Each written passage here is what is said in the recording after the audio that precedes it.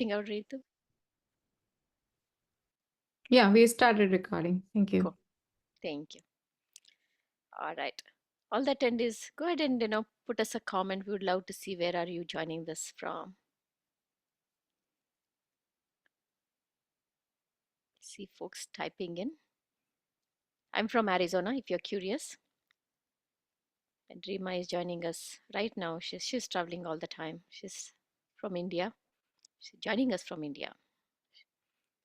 Someone from Sterling, Virginia. That's awesome. San Ramon, Austin. Pretty cool. Michigan, Kuwait. Wow. This is a true global webinar, Rima. This is pretty I cool. was going to say, what a reach for grad achiever. We have people from Kuwait. Yep. And I'm sure they loved your first session. I'm sure some of them are repeaters here. Would like to hear your session about AP. So this is cool. Mumbai too. Thank you, Devesh, from joining us from Mumbai. It's late for you. Truly appreciate that you're one of those who's really seeking for more awareness around this subject. All right. It's 10:01 here in California, so let's get started. Again, welcome everybody. So this particular session is going to be all about APs and how to structure them. With us today, we have Rima Chitalia. A little bit about Rima. She's very much accomplished in the field of education. Her journey began when, after she completed her master's from U Chicago, she volunteered with one of the NGO organizations. That's what sparked her interest towards education. She left her very well paying corporate career, went on to founding a single woman founded company called EduFit. You see it on the slide here. And then she went on to grow it. I think right now it's scaled all over the globe and she has 50 plus employees and it's a C Corp. And her passion doesn't stop. You can imagine she's right now visiting India. It's almost midnight, but she's here to share a very, very informative session all about AP, because when we started our journey with our high school students, this was complete black box to us, and we would love to unbox all of this through Rima and get you all the required information here. Just a few housekeeping rules. Rima will start the session, and then any questions you have, please feel free to put them in the chat. She'll try to address them on the go if they're relevant, or park them towards the end. With that said, Rima, on to you. Thank you so much for the lovely introduction, Kavita. Truly appreciate it. And as you rightly said, this is AP 101, meaning we are going to start with absolute basics, trying to understand what APs are, what advanced placements are, what are easy APs, what are the categories of APs, what is the perfect AP blueprint, right? When can you take your APs? How can you take the APs? What should be the ideal way of taking your APs, and how can APs benefit you? So it's for people who are experienced, but it's also for a lot of novice parents who are starting their journey, and you are somewhere in your high school journey wanting to get into colleges, and of course students as well, in terms of understanding and demystifying AP. So it's simple. And yeah, and I am going to take this session for about 45 to 15 minutes with a break in between, which I think Kavita will let us know as we go ahead. And I'll leave the last 10 minutes for question and answers. And in case if you need anything at all, feel free to put on the chat. If it's, I can even address the answers as we go ahead, so that, we don't park all the questions towards the end, because a lot of times people have a lot of questions. So feel free to put that on the chat. Very happy to do that. But having said that, let's get started. So this is a little bit about my introduction. I have done my master's from University of Chicago in 2015, and I worked in Deloitte Touche and Tohatsma as a cyber risk consultant. I was a test prep coach at C2 Education and Princeton Review in San Francisco, from where I started my journey as a one-woman show. And today, as she mentioned, we are over 50 plus employees. We have, we do a lot of test prep, including SAT, ACTs, APs, UK, US, name it, we have it, right? Homework help, all of that. But without wasting kind of further, about talking more about me, let's talk more about why we are here, which is APs. So the agenda for today's presentation is introductions. What are AP classes? What is AP bifurcation? What is an easy AP? What is the hard AP? How can you go about figuring out what, where, when, and the perfect AP blueprint. I have used a lot of resources, mostly available on the web, and tried to kind of simplify this for you. And of course, you can find this information online also. But I think I personally think it's a great webinar to start with AP 101 and understanding advanced placements. So let's get started. All right. So what is AP? AP stands for Advanced Placements, which is Advanced Placement Exams. It is the only exam besides GRE and GMAT that is recognized on a global level. So if you see a country, right, like UK has its own exams, Europe has its own exams, US has its own exams, and other countries also have their own exams. But the one exam that is recognized globally in terms of getting college credits at an undergraduate level is AP. And at an undergraduate level, it's the only recognized global exam, because UK has a different thing. So that's that. Taking APs helps you get college credits, which is why you can save a ton on college fees. It also helps you get merit-based scholarship. AP is on a scale of 1 to 5, 1 being the lowest and 5 being the highest. And talking about taking APs contributes to your high school weighted GPA. This may be more relevant to your US kids who are here, less relevant for non-US kids. So basically, your weighted GPA is when you are considering not just your final grade, which is offered by advanced placement exams towards the end, but the tests and quizzes that are done throughout the year. So basically, for US students, AP exams are offered as a part of course curriculum. So you have regular tests, regular series, regular assignments, and those contribute to your weighted GPA besides your final score. For the non-US folks here, I read somebody's from Bombay. You just have one final AP which happens in the May, and that's about it. Like, you go and take the exam. If you take 3 APs and you get a 4 on 5 or 5 on 5, you get an AP certificate, which is something that not many people are aware. And if you get 5 APs, if you take 5 APs over a period of 3 years or 4 years or whatever, back to back, right? And if you get a 4 on 5 or 5 on 5, you get an AP diploma. AP diploma enables you to get a lot of unconditional admits if you're looking for a study abroad education semester, meaning you plan to go and study abroad in the UK. UK gives you conditional admits. Unlike the US, you can actually get an unconditional admit if you have an AP diploma. That's how valuable AP is. Okay. Now let's go to APs across majors. AP is basically divided into 6 main categories: arts, English, history and social sciences, mathematics and computer science, sciences, world language and culture.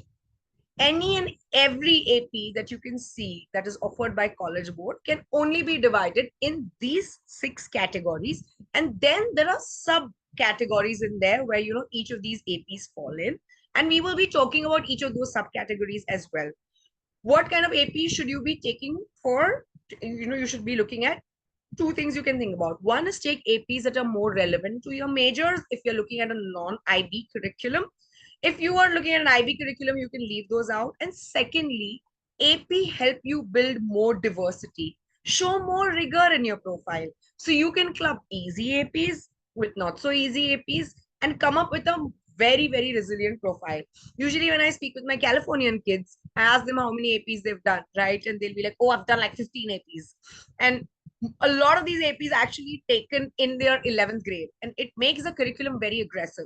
So as we go ahead, I will also explain how can you do APs and how can you structure your APs well, so that you're still okay to take 15 or 16 AP courses, just not in your 11th grade going bonkers. We don't want to do that, right? You want to structure this well. So let's go ahead.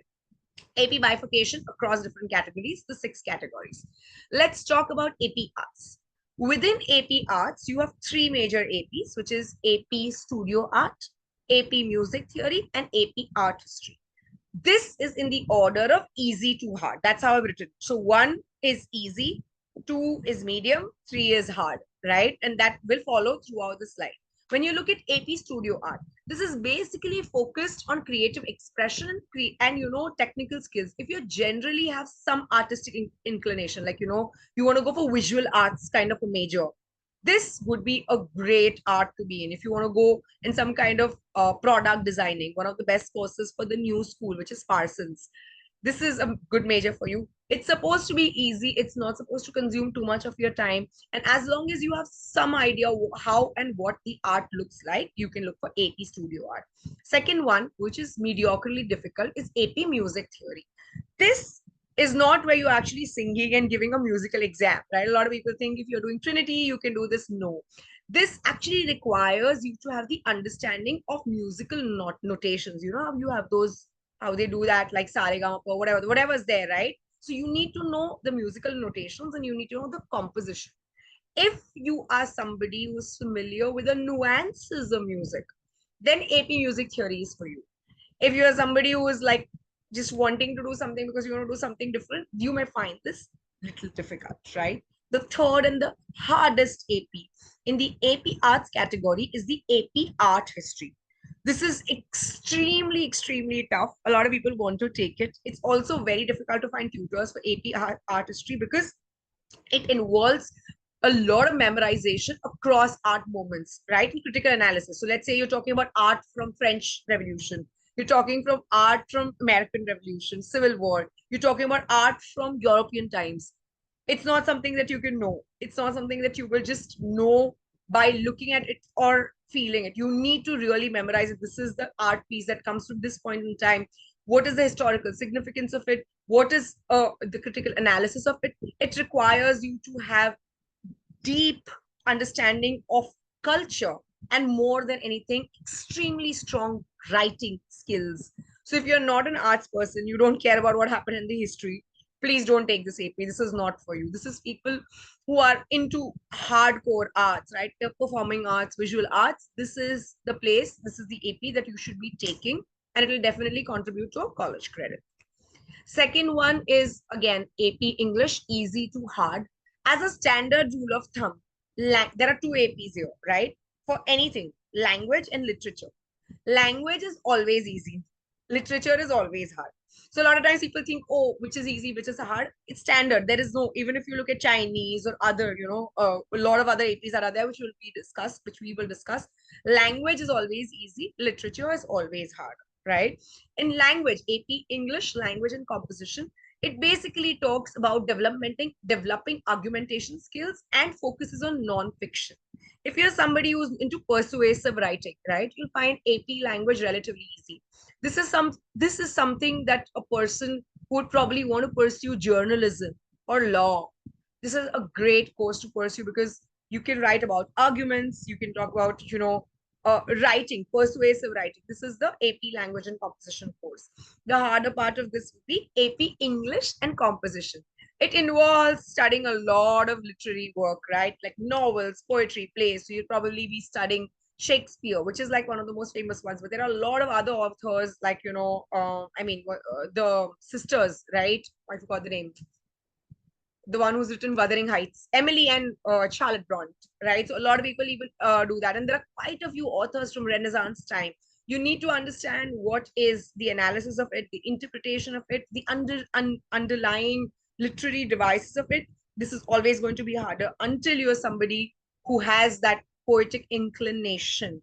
You should only take literature if you really want to take this head on, because this is generally considered to be a slightly harder AP as compared to language. If you just want to go for some journalism kind of a course, it's better that you do English, AP English language and not literature. Okay.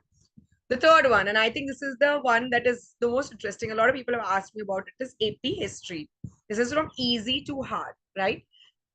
I definitely recommend people take AP history, irrespective of whatever board you're studying, because it's not that hard. I mean, some of them are hard, but it's not that hard. It give you a lot of knowledge. The easiest AP for this one is AP United States Government and Politics. It basically talks about US government, key concepts, current events that are happening. If you are probably at your ninth grade, this is a great AP to take, right? Just to understand what's happening. Like if you wanted to understand the Constitution of America, what happened where, what's going on. This is a great AP, not too hard, little bit of memorization, so on and so forth. Second one, and personally I love this AP, is AP Comparative Government and Politics. Can be taken at grade 9, 11, grade 10 level. This basically compares the politics and government of several countries, five to be very specific. So they'll take different kind of economies, right? Like India, it's a democracy. Russia is a communist. So they'll take different economies, they'll compare their structures, they'll compare their processes, they compare their voting systems, they'll compare their leadership, they'll compare their GPA. Everything comes under AP Comparative Government and Politics. Honestly speaking, whether you want to study history or not, this is a great informative AP that you can get, because you get to know how the world really works. I've actually attended classes of this from another student when a tutor was taking it, because I was so fascinated by the way, they were discussing stuff. It was like very, like it was very eye-opening for me. The third one is AP USA History. Again, it talks about concepts of US history from a historical standpoint. AP United States Government and Politics is from a government standpoint. So let's say, talking about civil wars, pre-civil wars, from the time of American independence to now, what are the things, the changes that have come in? That's AP US History. AP World History. This is usually one of the toughest APs that students end up taking. So if I have looked at the United States landscape, a lot of people end up taking AP World History, preferably in their 10th grade or their sophomore year. It is vast, it involves global events, and it is tough. So if you are taking world history currently, or if you aspire to take it in the future, be cognizant. Most people have compared of putting in hours and hours and hours of work and still probably just managing to scoot by and get a 4. Not an easy one. If you still want to go harder and you think you want to become an archaeologist, or you have a historian, you have a passion for history, then go ahead and do AP European history, because this just not doesn't even talk about just the world. It also talks, and the history of the world. It also talks about historical developments, cultural movements, and changes in Europe for the longest time. It's supposed to be very, very content and theory heavy. So if you are one of those who's more comfortable memorizing stuff, this is for you. If you're not somebody who's comfortable with memorizing stuff, this isn't for you, right? So skip it. Ideally speaking, from these four, if I had to take my pick in what you should be doing AP Comparative Gov and Politics in grade 9 and AP World History in 10. That will give you enough number of credits, give you the exposure, and give you the diversity that you're possibly looking for.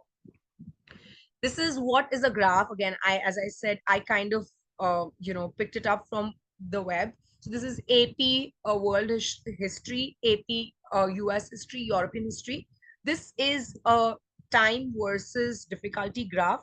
If you go towards the right, if you navigate here, this is hard on the scale of 0 to 10, 10 being the hardest and 0 being obviously not hard.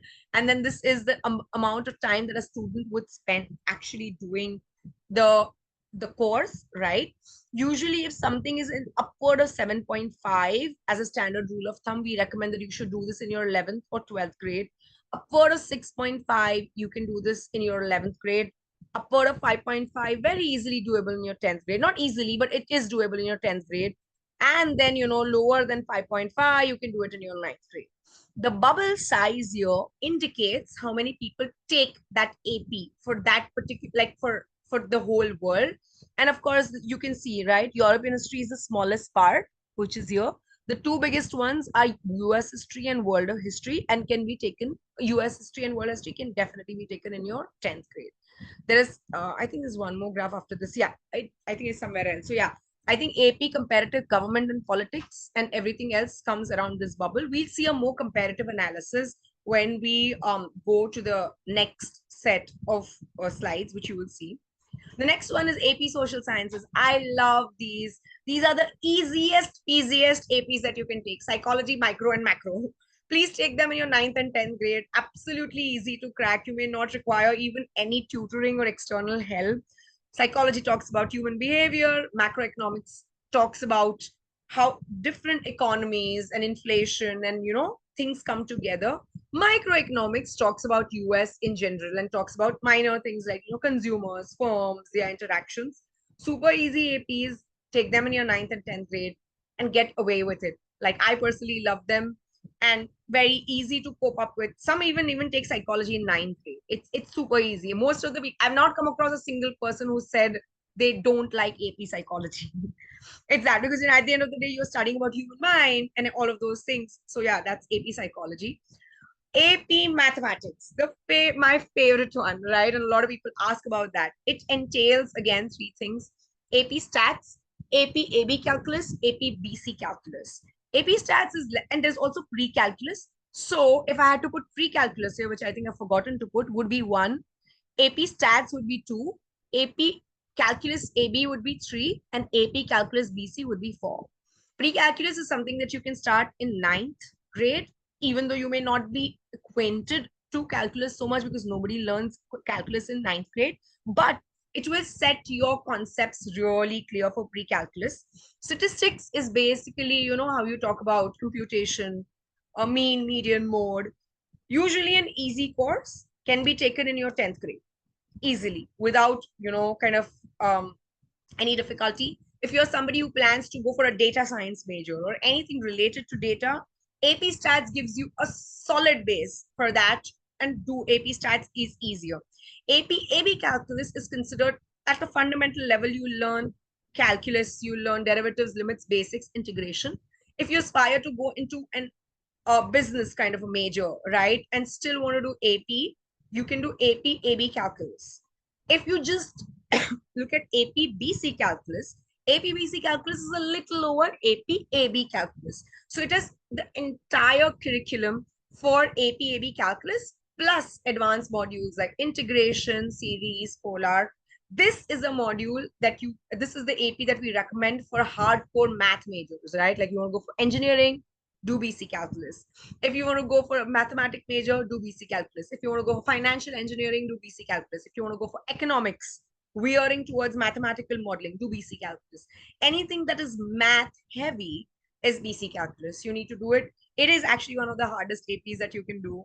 And if you're not a math strong student, only God can save you. I really mean this when I say that, because it is like hard when I say that. Okay, this is what the math looks like. So you can see same thing. AP, AB, and BC are categorized here only. The reason they say so, but if I had to even split this part would be BC calculus. This part would be stats. Pre-calculus would come somewhere here, which is super easy. So again, 9th grade and below, stats, 10th grade, 11th grade, either AP, AB, or BC. If you study BC, by default, you'll study AB. So if you're an engineering major, this is the time to do that. So that's that. AP Sciences. I think I love these also. One of the most interesting topic for Asian kids because they love, sciences, and a lot of people want to go for sciences. AP Environmental Science. I don't think it's pretty easy. It's the easiest AP you can take, okay? This has a direct overlap with geography. I should have put a slash over there. So AP Geography. So if you study environmental science and you study geography, there's an 80% overlap in their curriculum. So you can study for one and take both the APs. 9th grade topic. Please don't even break your head over it. You should just do it because you're getting a credit. Biology. Surprisingly, biology should be taken at a 10th grade level. It's not a tough AP. The only thing is it's more about memorizing. So, you know, if you find yourself being attracted to biology, concepts of, you know, human body, understanding everything, then it is AP biology that you are kind of looking for. And then, of course, chemistry and physics are a lot harder. AP biology can be safely taken at 10th grade level, provided you want to study and memorize, right? Then there's AP chemistry, hard AP, right? You will have thermodynamics. You will also have organic chemistry, which is very demanding. And then there is AP Physics 1, which is, so, you know, Physics 1 is even harder than BC Calculus. Physics 1 talks about fundamental concepts of physics, mechanics, and basic principles of motion. Then there's Physics 2, which talks about fluid mechanics, thermodynamics, electricity, and magnetism. And then there is Physics C, which is, it has two parts, mechanics and electricity and magnetism. Just putting this into perspective, if you're looking at engineering or an astrophysics or any kind of major where you're looking at like hardcore physics, the APs that you're expected to take will be 5 and 6, which is AP Physics C Mechanics and AP Physics C Electricity and Magnetism. But you want to combine biophysics or you just need a base of physics, right? Then Physics 1 would be great.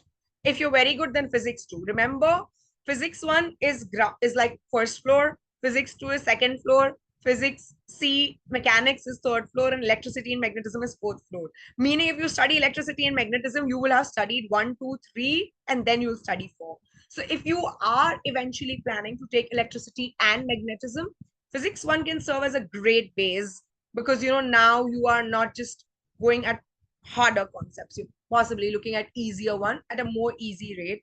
Like if you look at any 10th grader, which is sophomore, or ninth grader, which is freshman, they will have learned principles of motion, they will have learned some amount of mechanics, they will have learned gravity. So it's easy, it's not tough, right? So if you build it in that order, that's what it is.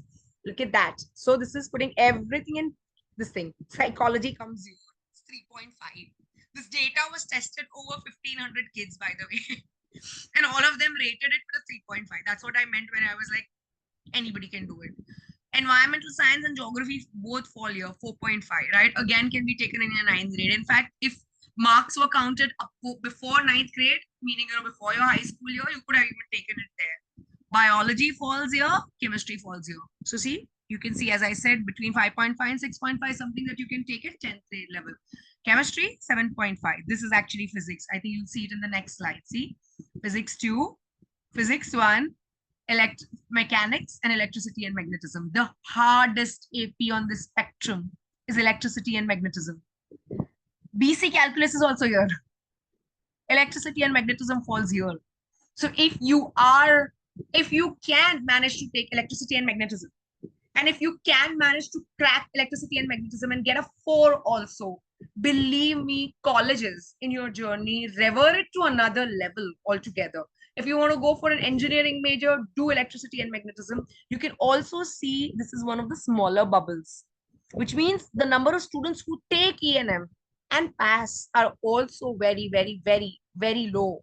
So this is your chance to go and kind of excel at it, provided you are looking at a physics major or physics related major, right? Now, then there is AP languages.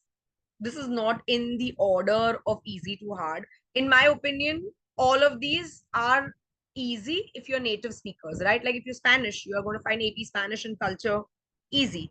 If you're French, you will find AP French. And if you like, basically, if you have a baseline of it, then there's German, there's Italian, there's Chinese, there's Japanese, and there's Spanish literature. Again, you can see Spanish language and cultures come up, Spanish literatures come after. Other than that, unfortunately, they don't give you any other regional languages, but Chinese, Japanese, Italian, German, French are great to have. If you're one of those people who want to demonstrate some potential in the sense of, I am multilingual, this is a good thing to know because none of these APs are that tough. Like most people who've taken them kind of come back and tell us that it's a fairly easy AP to kind of take and, go ahead with. So I think, it's good. Like, if these are the AP languages that you want to take, it's good. I think this is a good time to break, Kavita, if you want, because then this is, from this topic on, it will get into another topic. So I just thought it would be a good time in case if chime in. It's almost 30 minutes into the webinar. Thanks, Rima. Appreciate the time check here. All right, we'll have one of our another member here, Ritu, who's going to be giving a quick demo of our Gratitude platform. Those of you that have not checked out our platform, please do check it out and follow through what Ritu is going to show on what this particular platform is. It has everything that a high school student or a parent requires to plan the journey. Ritu, on to you. Yep. Thank you, Kavita. I'm just trying to share my screen. Just a minute.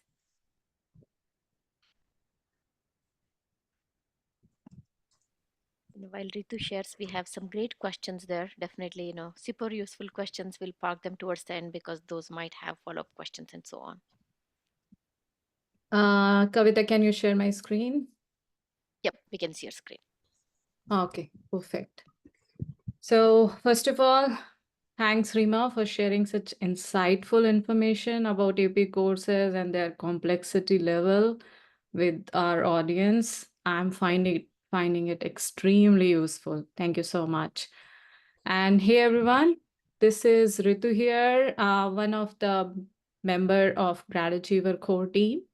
mother of high schooler who is a senior and starting a college admission journey soon. So as Kavita has introduced earlier, that we have built this free platform for our high school students, parents, tutors, mentors, or counselors seeking and sharing insightful college admission related information. This platform is equipped with many useful college admission related resources and sourceful information, and providing all of it at one place.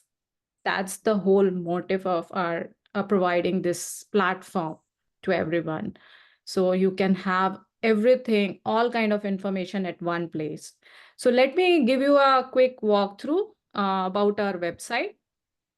So on the bar menu, you see the first option, which is events. You can find, let me click it. So you can find many college related events here. Even you can post yourself events if you are aware of, or you wanted to share something useful event happening around you. You are very welcome to post such events and share with rest of the grad achiever community, right? So very useful resource for the events. And when you are on the home page, these events would be visible on the right hand side bar as well. Other very great option, we have a groups. So you can join these groups specific to your area of interest, or even you can create your own group related to your school and invite rest of your colleagues to join and have a very focused discussion over there. Then we have members. You can connect with other grad achiever community members, counselors, anyone, right, who are part of grad achiever. Introduce yourself and start a useful discussion over there. And then very useful resource if you are looking for any scholarship, volunteering opportunity. We gather these opportunities from various sources and make it available to you at one place. So you don't have to look around over the internet and looking for the scholarships and volunteering opportunities. So you have huge list of volunteering, summer program, scholarship, internship. Uh, Even you can post your own opportunity here and share it with others if you are aware. As I said earlier, this platform is for community and by community members. So feel free to post. Here is an option to post the opportunity. And we will just have a validate the information, and then once we approve, it would be available for rest of the community members, right? Other part, we have a resources. So this is another very useful section where you can find various information about the blogs, very informative blogs related to college admissions, right? And you can find our all the recordings of the podcast. So all the podcasts we have done in the past, you can find the recordings. Very useful resource here.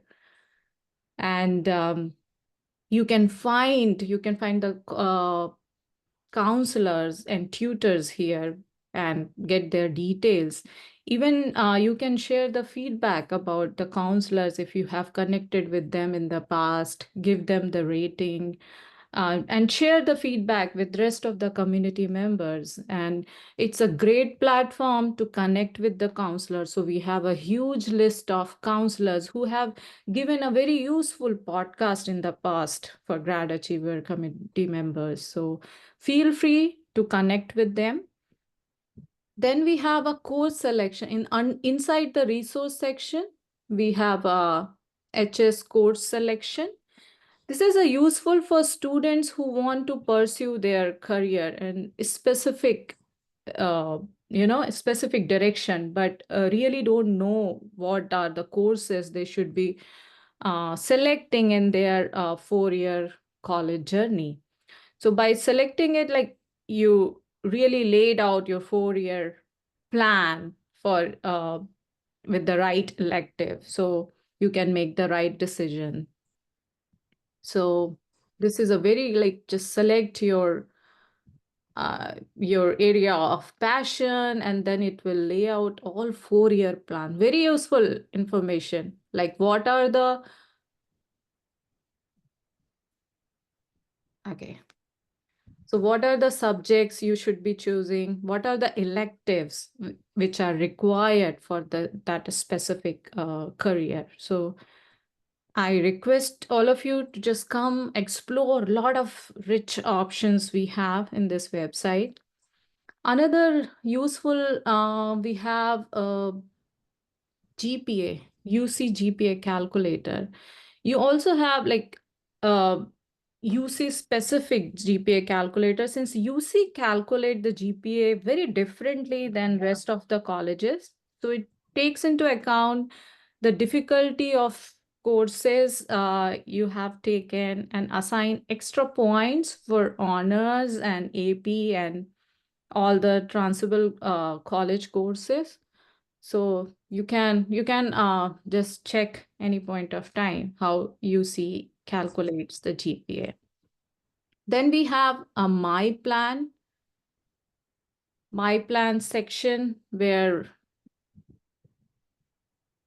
so it refers the outline of the courses that high school student will take to complete the all required number of courses for the high school graduation.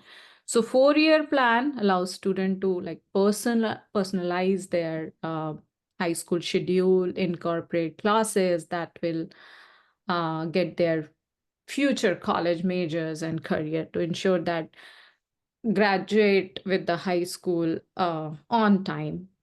So in grade 8 and 9, students start planning their high school courses. In 10 through 12, student will review their graduation plan at least once a year to make sure that is everything is on track to graduate on time.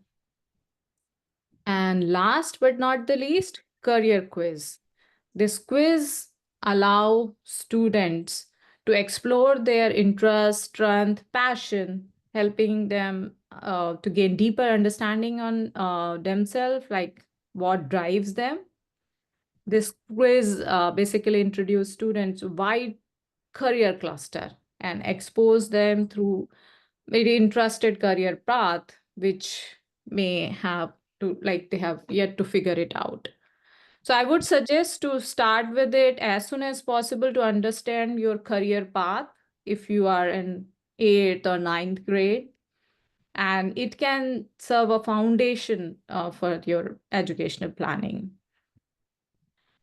So I would say please follow us on LinkedIn, Facebook, Instagram. Also join our WhatsApp graduate community to receive on-time information related to our events and podcast.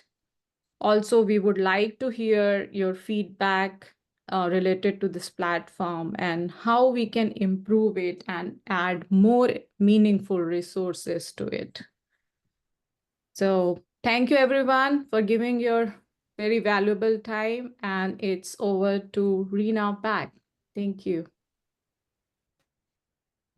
All right, just give me 1 second. I'm trying to pull up the PPT right here.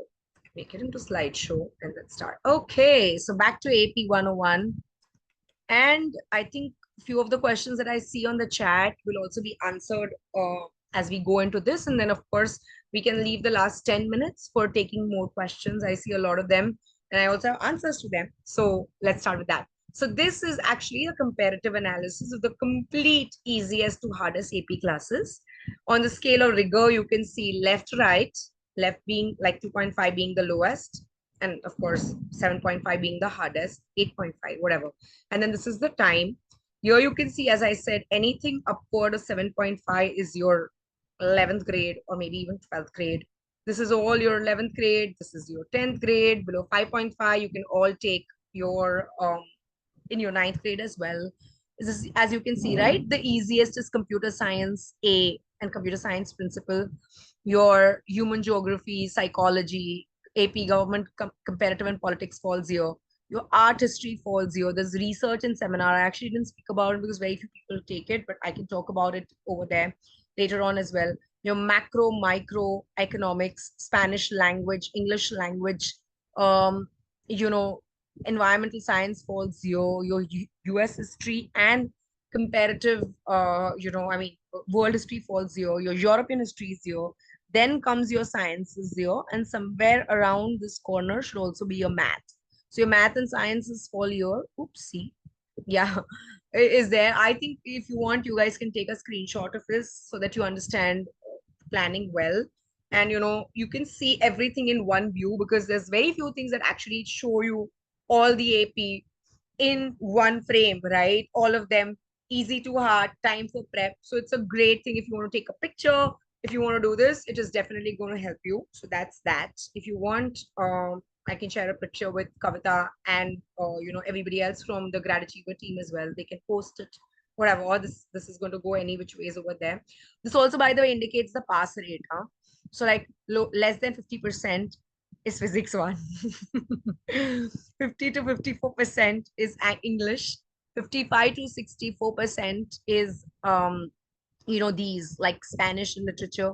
65 to 74 is these history and this, and then of course the 75% plus is your chemistry and your seminar, and there's 1 year which is, I think, Spanish or whatever, something here, right? So that's it also shows there. And yeah, the bubble size shows where you are. So that's that. Now, a lot of times people come and tell us what is the perfect AP blueprint, right? And of course, the perfect AP blueprint will be dependent on your goals. And it will also be dependent on how many APs you can take and whether your school offers it or not. And if your school doesn't offer it, what you can go about doing it. But ideally speaking, if you were to do 15, 16 APs, you should do 3 to 4 APs in a year, and you should pair the easy APs with the harder APs, right? I just did something that I thought was good, but of course, it's not absolute. I don't have the perfect blueprint that fits everybody. But if you need you need something which is very specific to you, you can ask questions. I can try to answer those as much as possible on our webinar today. But yeah, so this is what I would do. I think my ninth grade subjects would be human geography, environmental science, Spanish language and literature, and AP computer science principles. Super easy, right? If somebody is not doing AP Spanish, I would replace it with psychology. I can replace it with macroeconomics. I can replace it with microeconomics. So either one of these 6 or 7 subjects, you can even do environmental science. These 8 subjects can be very easy. I've already put environmental science. So these 6, 7 subjects can be taken at a ninth grade level. If you are somebody who is physics, if you want to go for a math oriented field, you can even do pre-calculus here. If you want to go for physics oriented field, we do that in 10 years, but pre-calculus can be taken here.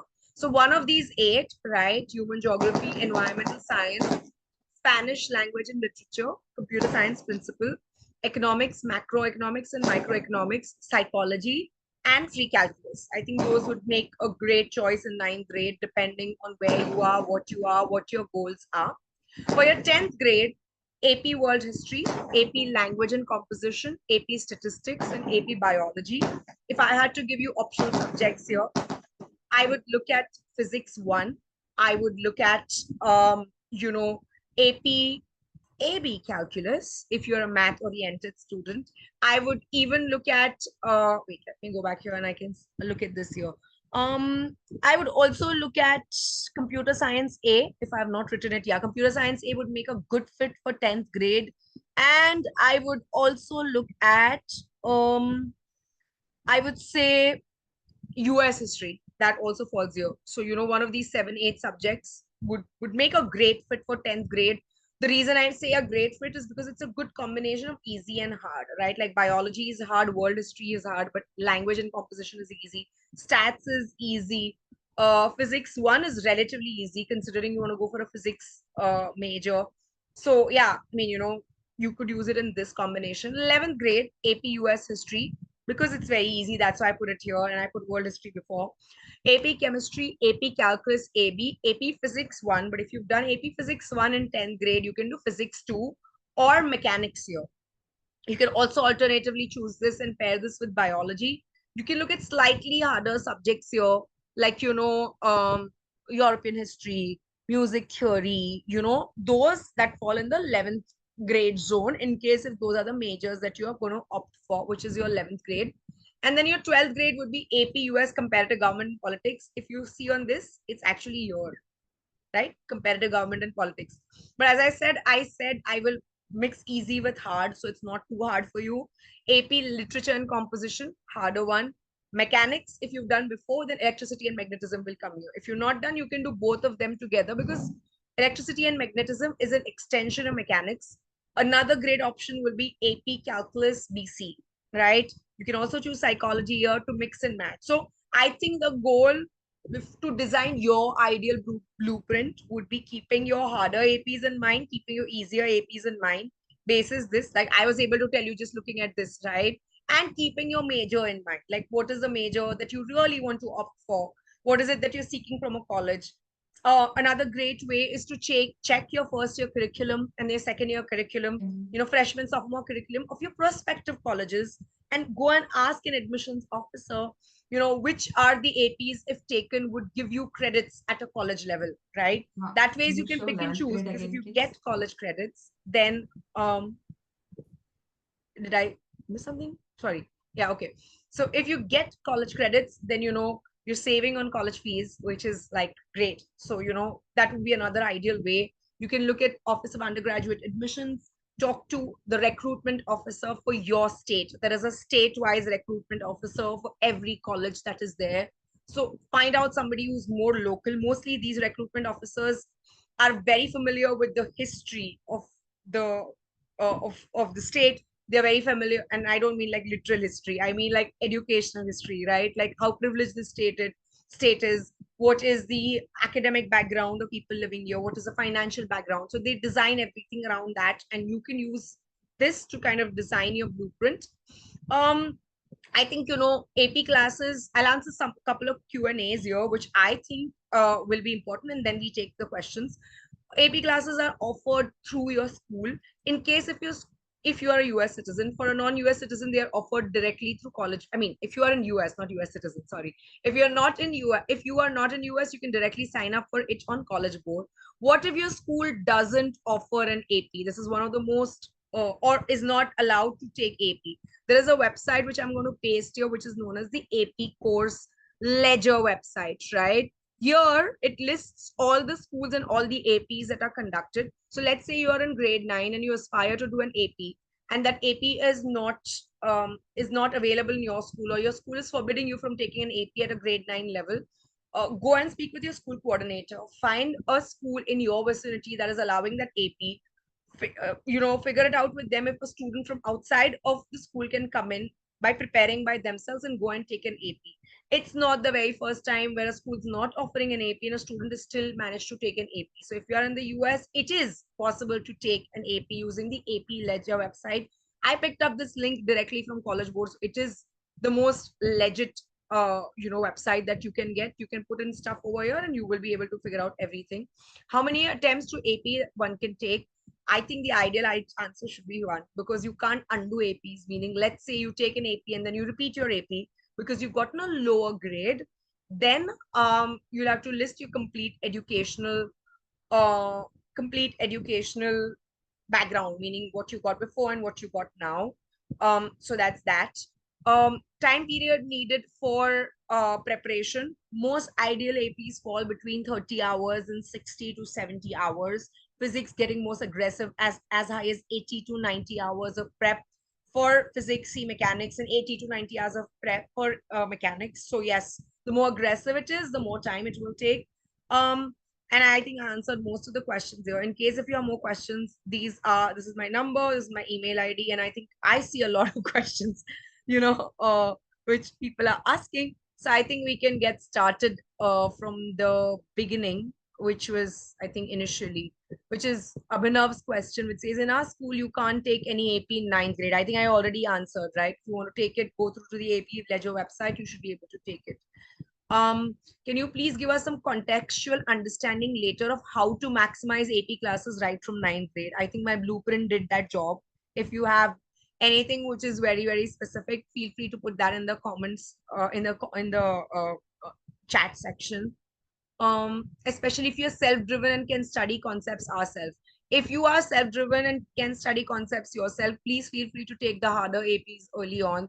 The more you relieve yourself of pressure in your junior and senior year, which means 11th and 12th grade, you will be better off because you'll understand how aggressive and demanding high school is in the last 2 years, including the admission, the applications and the essays and everything that is there. When you take AP classes in school versus outside, what are the advantages and disadvantages? In school, it's offered as a subject, and of course, you'll be taught. And in case if you need extra classes while you're taking at school, it will be like a supplementary classes. When you're doing it outside, um, it's like you'll be probably doing it with a tutoring agency, going and just taking the exam at a legit center. The only advantage you get by taking the AP exam as a part of your course curriculum at school is it shows up on your course transcript, like school transcript, and it adds to your overall GPA.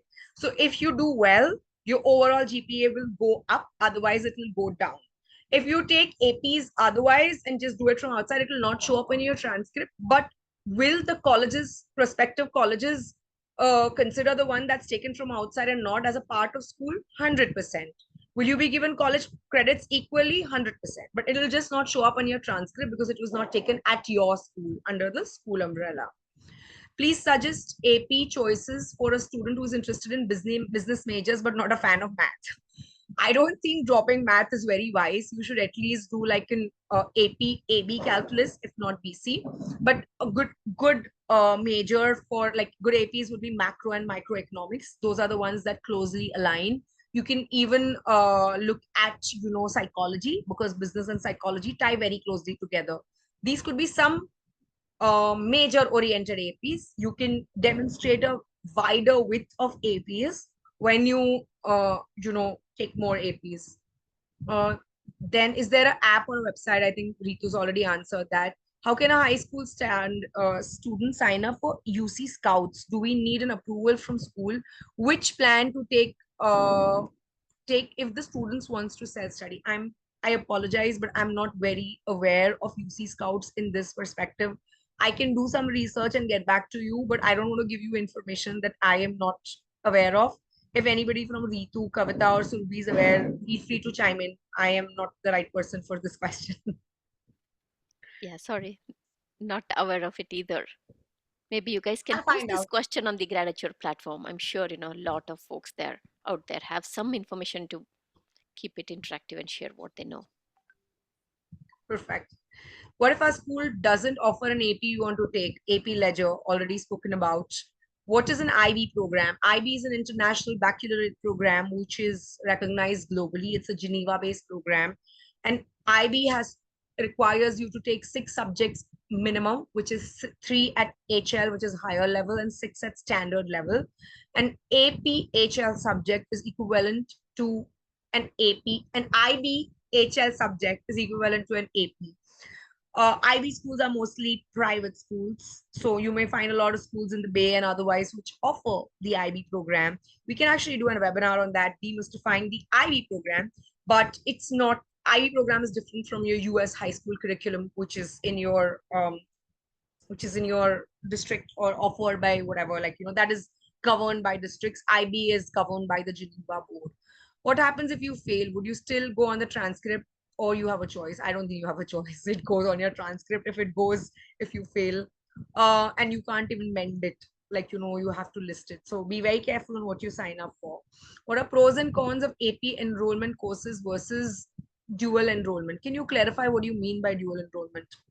Are you like, I don't quite understand this question. If you can elaborate on that, I may be able to give you an idea of what that is. Yeah, some high What if I schools, yeah, Rima, some high schools do offer something called dual enrollment. They are college level courses. If they do take them, they do get college credit. but I obviously, do not know the difference between the two. So I think I'll just the one difference that I can think of, because I know a few courses that Stanford offers or schools offers, which is college credit courses.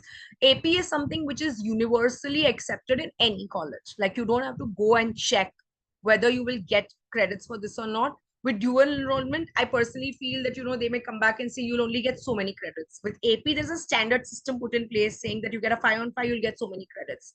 Other than that, if they are saying you will get college credit, you will get college credit, of what I've understood. What if our school doesn't offer AP in freshman years? College. I already put that. So yeah. Can you show the 11th grade blueprint? Of course. Uh, Wait. Yeah, I it's been will. already shared, Rima. One of our Okay. audience did share there, so we're good. Okay. All right. I'm an IB student and I have not taken CS, so I'm planning to take APCSA. How difficult it is to take it alongside IB, and can I self-study the previous subject with previous knowledge? How would I have to take the exam? My school doesn't offer AP. So first question, yes, CSA is not tough as long as you have a good familiarity with Python. Um, you might want to do few AP test papers if you don't want to go for a full-fledged course, because AP test has two parts: FRQs and MCQs. FRQ is free response questions, MCQ is multiple choice questions. So each of them comprise of 50% of the total weightage. So if you're doing FRQs, usually that's where students lose the maximum marks. So if I were you, and if you have some coding knowledge, definitely do at least 10 years worth of previous test papers of FRQs that are the free response questions, which are freely available on College Board website. You can just Google FRQs or computer science A, do those and have somebody who's a subject matter expert evaluate your FRQs to ensure that you get the maximum scores. Multiple choice is fairly easy. It's a no-brainer. It's right or wrong. So it's not tough. But you'll have to put in, usually a computer science A course is, I would say, about 35 to 40 hours. So not too much, not very aggressive. If you plan it in advance, it shouldn't be very difficult to do it with your IB, provided your IB courses are not really hard, especially at the HL level. Can you show the 11th grade? I think if kids can do the same course in community college, can they skip AP in school? Yeah, absolutely. AP is only to give you college credits. So yeah, community college essentially prepares you for, at an early level. So by all means, right? If that's your goal, you could do that.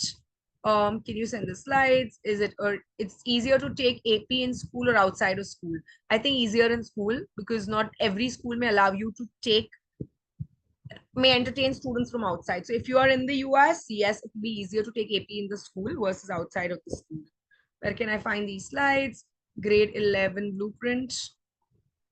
Somebody said a school allows kids to take only AP from school but prepare outside of school. Does this AP score go on the transcript? If it's an AP course that you've opted in school and you're taking quizzes and regular practice sessions as a part of school, then yes, it will be reflected on your transcript. If you've registered through the ledger and you're taking it outside, it will not be reflected. So if you're not studying it as a class, right? Like you study an honors class, similarly, you're not studying an AP class, then it doesn't go on your transcript. If you're studying it as a legit class, then yes, it goes on your transcript. What AP courses do I take if I want to take medicine? That goes without saying. Biology at a bare minimum, chemistry for sure. These two would be recommended. Others you can take, you can skip math totally if you are not a math person. But yeah, biology and chemistry is something I would recommend. Would you be sending out this recording to participants? It is. Yes, again, this will be uploaded on our Gradature platform. Ritu has shared the link, so hopefully by end of the day it will be there. You guys can go access there. Well, these AP courses are considered once we move to India after 12th grade in US. These AP courses are considered once we move to India after, so you're saying you want to do your undergraduate in India, and you know will study until 12th grade in the US. AP is recognized university, including quite a lot of colleges in India. So yes, it will be considered. If this is what I understood of the question, then yes. After 8th grade, in summer before 9th grade, what would be the best way to work on APs? Can you take it then? I don't think you can take it between the break between 8th and 9th grade. Ideally, you should do it between 9th and 10th grade. So you can start preparing for it, but register for it only after you entered your 9th grade and you're taking it in the May between your 9th and 10th grade. Yes, so community college, Radha, you had asked me, you don't need to take AP courses. Usually community college is also relatively easier and cheaper. So yeah, somebody spoke about UC Scout. I'll read it because then I get knowledge as well. So yeah, that's that. For 9th and 10th blueprint, please. I think you can share this blueprint completely, right, Kavita? Yes, I'll go ahead and upload it on our Okay. Could you please share 9th grade blueprint? AP in 9th summer, okay. 100% okay. Is IB better than AP? IBHL, same as AP. Nothing is better, nothing is worse. It's the same. Take on demand program, $400 per semester for credit. Thank you. There's something else written. If you fail an AP test, does that ruin any college chances or your record? Well, if you take it outside of your school, nobody's going to ever know because you're not going to disclose it. But if you take it within your school, it is going to come on your transcript. It will definitely ruin your chances to get into a good school. So yeah, take it only when you're prepared. This recording, can a ninth grader take AP after the first quarter of school? I think this is something that you want to speak with your school directly if you're taking it as a part of your school. If it is not as a part of your school, you can take it anytime. The registrations, by the way, outside of school has closed for early cycle. The late cycle will begin in January. So keep an eye on when these registrations happen. If they are not directly through your school, there's an early and late registration, which means late is after 15th of May, early is before 15th of May. The name late, the word late could be deceptive, but yeah. Some school districts offer AP from grade 11th. What would you suggest? I would say take as many APs as possible from 9th grade onwards, if it is possible. And if the school is in vicinity, if it's not, then there's only so much you can do. I think I already put ledger link, right? AP ledger. This Yep. is the link. I can directly put it to everybody in the meeting. Maybe I just did not put it here. This is where you can find good, schools in your area that will be offering AP, and you can go and kind of figure it out from that point on. Cool. This has been an amazing session, Rima. Lot of participation. It's I think something. If you guys want to hear any specific subject in deep, let us know. Rima is here to come back and have a talk. But again, check out her company, EduFit. That's what they're specialized in. SAT, ACT, and AP help. Right, one-on-one tutoring. Lot of options are there. So reach out to them if any of your children do need help. And again, gratitude platform, you guys saw this is a completely free platform for everybody, parents, students, and even some of the service providers that offer tutoring services or counseling services. So feel free to leverage this, grow the community so that all of us don't have to follow 100 different groups out there, so that there is one dedicated platform where you all can use. Thanks everybody for your time. And again, Rima, super engaging session. Thank you so much. In spite of your travel, you made it happen. It's midnight for you. Good night, but truly appreciate your time. No problem. It is pleasure is mine. I'm so glad this was informative at so many levels. We try to do a little bit, and I do understand that this entire journey is very, very confusing. A lot of people find it overwhelming and inundating at the same time. So this is just my effort as a person to give back to the community in whatever little way I can, so that this journey is easy. Once you do it once, the second time around, you'll be more confident. But at least the first time around, you can always count on me as a person and, of course, EduFit as a company to help you through information, through whatever little way. We're always there. And, of course, Gratitude was doing a fantastic job. So thank you, Gratitude, and everybody over here for attending the session and, of course, giving me a platform to convey all this information. You were able to get in so many people. That's why this session is a success, because it's a collaborative effort. So thank you, parents, for listening. Thank you, Gratitude. I truly appreciate it. Cool. Thanks everybody. Have a great Everyone. rest of the weekend. Thank you. Thank you.